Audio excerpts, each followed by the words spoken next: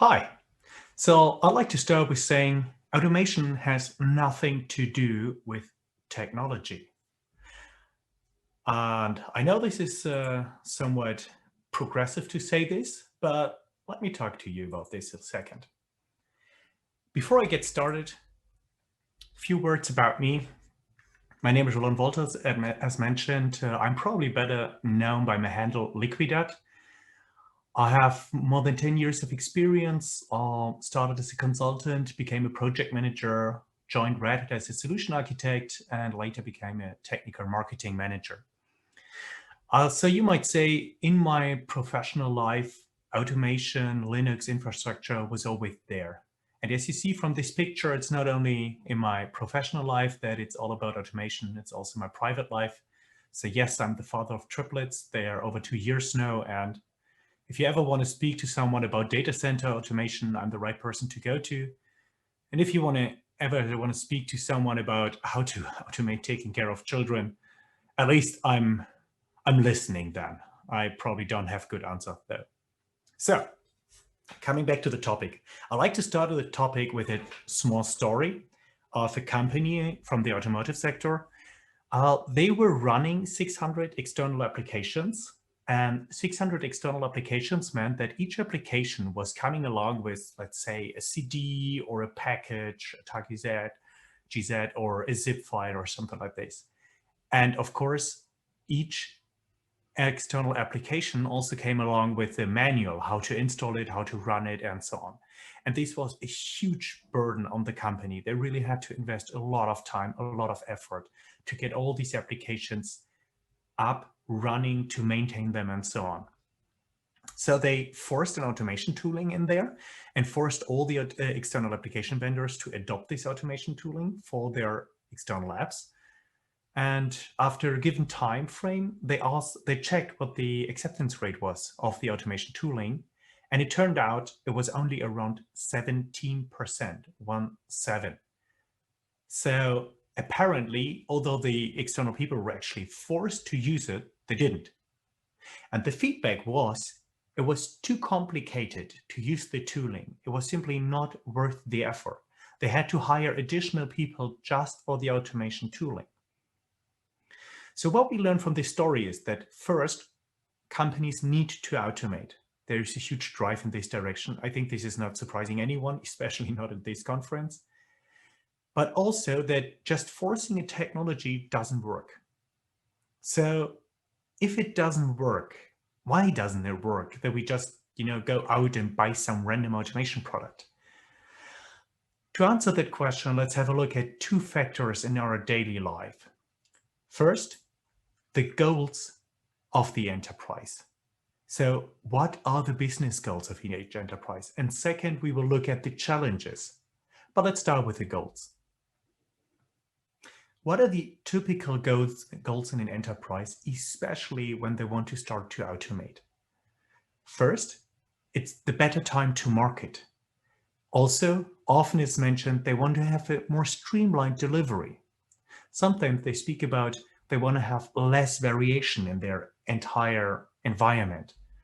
They want to reduce costs, and many want to start automating processes end to end, because so far their processes are very isolated. What you see from all these arguments is nothing is about technology here. It is not about any technology. And now that we got the goals, let's have a look at the challenges, which are usually voiced when automation is supposed to happen all around, but sometimes just doesn't work out. The challenges are often a diversity in process and technologies. Here we have technology. Missing communication between teams, between people, between reporting lines, and so on. Not invented here syndrome. I guess everyone listening to this might not now. And of course, different challenges and approaches per team. If you have a certain challenge in one team and solve it, that doesn't mean that the same solution works in another team. But again, if we look at these challenges, there's hardly any technology here either. It's okay in the first point, but it's not really the main driver there. Okay, so the goals connected to our automation effort are not connected to technologies, and the challenges are not either. So what is the role of technology after all? I mean, we're all sitting in front of computers here, right? We are dealing with computers. We have to use technology. Doesn't it have any influence? So what's the role of it? It's important to understand that technology is a factor, but not the root cause. As a factor, it can slow down. Imagine you have a technology which is bad, where teams have to create workarounds after workarounds, spend a lot of time maintaining, and so on, where they have less time at their hands in the end because the technology is bad. Then it slows you down. Or it can even accelerate you. If it's very simple to integrate with existing tool chains, or that it can integrate other new tooling, that it can enable new ways to go forward, then the technology can actually accelerate your process. But it's not the root cause. So what is basically a root cause for automation? And here it's the people. It's about humans. So to successfully automate, you must, well, change the people, and that means people are culture. So you must change the culture. And how do we do this? In general, we need to change the workforce. First, and this is a recommendation from our side, we need to get them interested. Maybe by starting with a cool demo or some lightning talks at some free time. And if the spark of interest is planted, maybe offer them some hands-on workshop or challenges and bounties. Never underestimate the gamification capabilities in a routine IT job. But at the very same time, while you get some of them or parts of your workforce interested, you also have to have the blockers on board. Think about the last big change you wanted to bring into your IT. I'm very sure at some point you had to speak to some department which is always thought of as, well, blocking or slowing down, like security or like legal. If you start changing the workforce and your environment, I can only recommend to get those blockers on board very early as possible in the process, to get them on your side. And also, I think everyone in the industry have faced the proud people who have a lot of knowledge, have a lot of background, have a good position. And usually when you bring in new changes, and if it threatens their position, they are defensive. It helps to reach out to them early on so that they don't slow down or derail your automation efforts, and maybe even transform them into champions. This means getting them into a position where with their new knowledge, they might be able to, well, keep their position, keep their respect, and even tell other people what to do.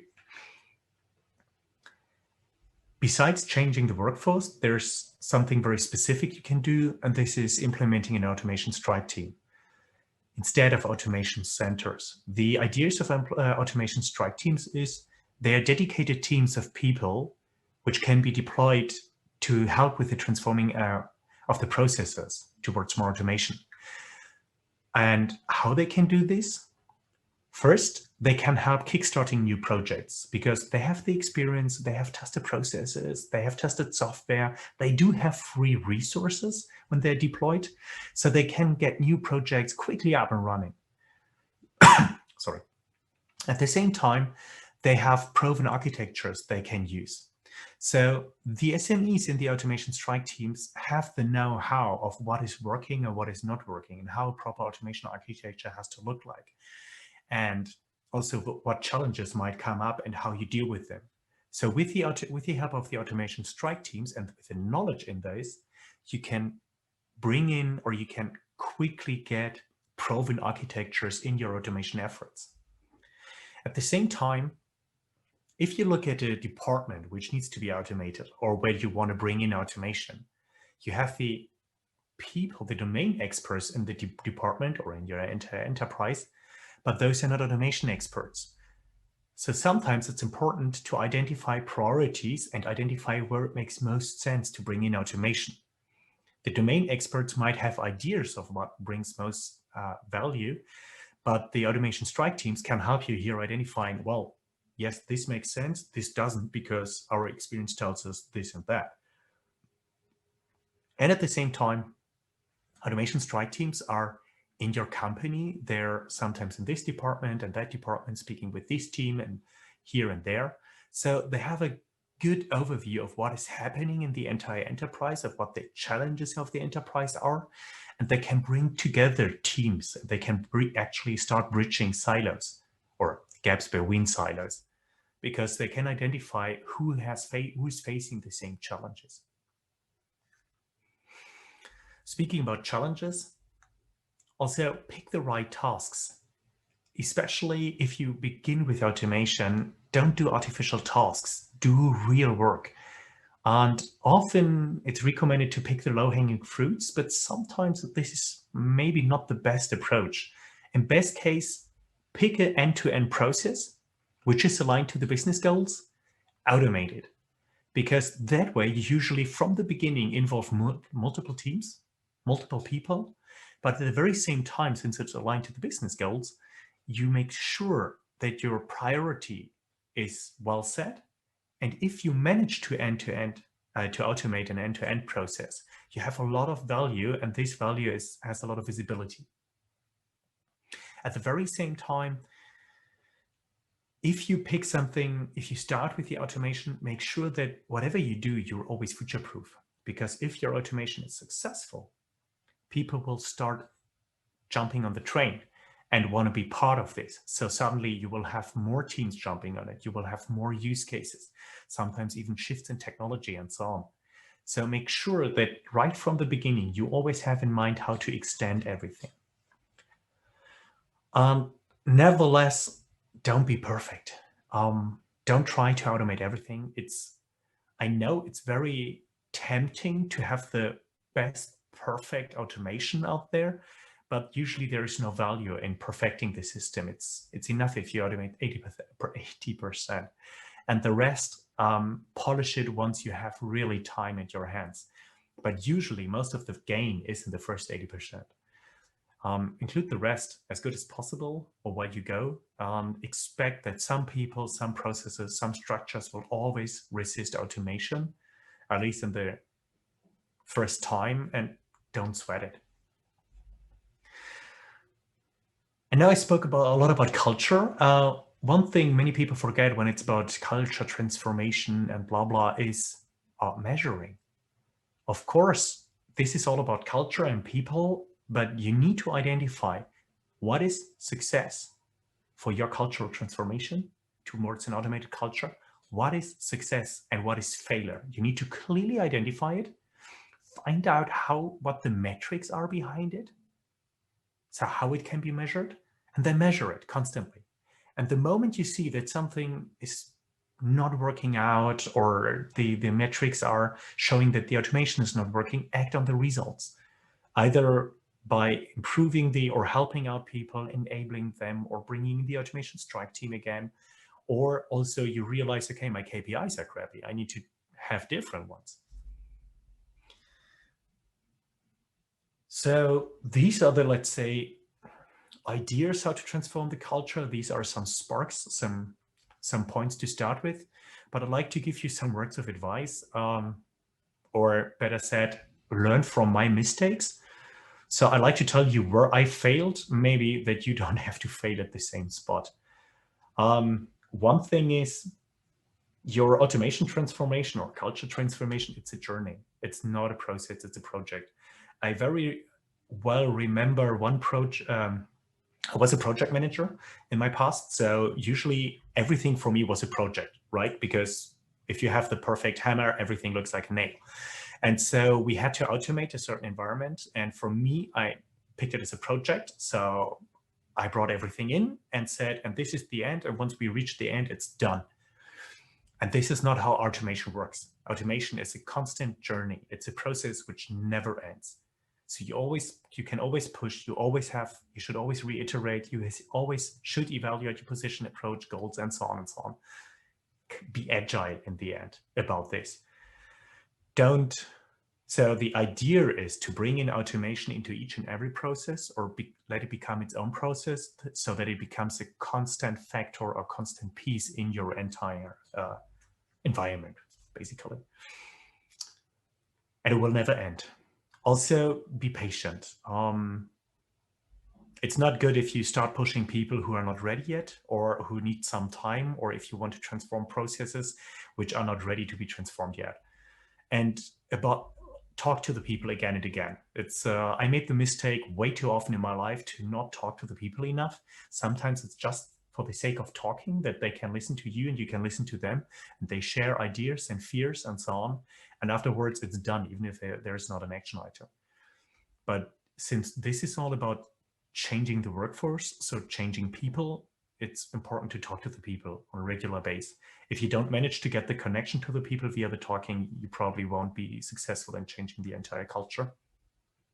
And also expect failure. Be ready to start again, either at the same spot or somewhere else. So if something doesn't work, move on to something else. Don't be blown back just because your beautiful automation baby is not working at all. Yeah, and maybe some last words about, well, the technology. I spoke so much about that technology is not important, that it's all about the culture, but in the end, I said technology is only a factor, but that still means, well, we got to pick some technology, right? I mean, it's not like you're going out and don't do anything, everything now with pen and paper. So if I can give you a recommendation what the right technology should look like, it should be easy to use. I mean, imagine you have to bring it in while everyone is still, or we have to bring it in while everyone is still continuing to do our jobs. Like everyone is doing their daily jobs and they suddenly have to adopt the automation. We can't put down our current work for the next 3 months and learn something new. Not everyone in your workforce has the time and capacity to read a book per week or something, especially in these times. Imagine you want to automate right now and everyone is at home, I don't know, watching the kids at the same time. You can't ask them to invest some, extra time at the weekend. So whatever you pick as a technology, it should be as simple as possible to use and to adopt. And at the same time, it should be not a turnkey solution, but a toolbox. We spoke about that each and every department might have different challenges and thus need different approaches for their solutions. And if you buy a turnkey solution, which says, yeah, we do it all and it's all done, and you just use it, it probably won't work for everyone. And it certainly won't work in the future. So better you have a toolbox which helps you basically build your own automation solution. So, and your own automation solutions per, let's say, department or team and so on, or let's say domain. The important piece is that whatever your different teams and domains create must work together, but it doesn't have to be exactly the same. And last but not least, make sure it's a language which fits for everyone. If you look at the market of automation technologies out there, often they come with their own language. Let's say Ruby, for example, or some C++ in worst case. For developers, this is easy. For operation people, this is already hard. For security networking people, this will never work. And you need to find an automation solution which actually works across your entire IT department. So find something with a language for everyone. There are solutions out there. Because after all, and I'd like to end it with a quote here, technologies are accepted by society only when they meet with the needs of the society. So transform to our culture. Your technology is only accepted by your culture, by your people, when it meets the needs of the people and works for the people the moment they need it. And this is not new knowledge. This quote is almost 40 years old. It's from 1984. So yeah. And with that, I'd like to say thank you. I'm done with the presentation already.